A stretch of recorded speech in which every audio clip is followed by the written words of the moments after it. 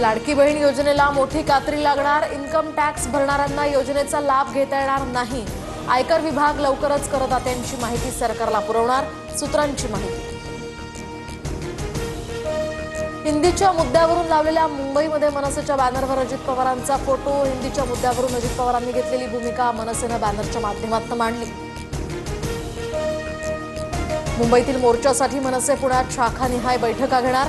कोपरा सभा आणि सायकल रॅलीद्वारे लोकांना आवाहनही करणार। ठाकरे बंधूंच्या मोर्चाला शरद पवारांचा बच्चू कडूंच्या प्रहार संघटनेचा पाठिंबा। सर्वांनी मोठ्या संख्येनं सहभागी होण्याचंही आवाहन। हिंदीची सक्ती नाहीच, राज्यात मराठीचीच सक्ती। मुख्यमंत्री फडणवीसांची प्रतिक्रिया। अनिवार्य शब्द आम्ही हटवल्याची शिंदेंची माहिती, तर पहिली ते चौथी हिंदी नकोच, दादांची भूमिका। नाशिकमध्ये विलास शिंदेंची हकालपट्टी करून मामा राजवाडे यांची महानगर प्रमुख म्हणून नियुक्ती। माझ्या भावना व्यक्त केल्यानं कारवाई, पुढची भूमिका लवकरच स्पष्ट करणार, शिंदेंची माहिती।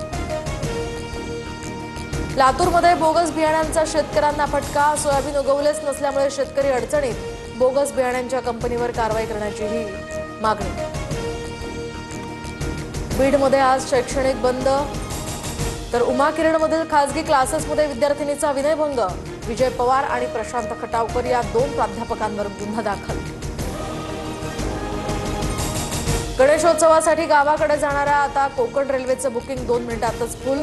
कन्फर्म तिकिटासाठी गेल्या 4 दिवसांपासून दादर, भांडूप, विक्रोळी आणि ठाणे रेल्वे स्टेशन्सवर चाकरमान्यांच्या रांगा।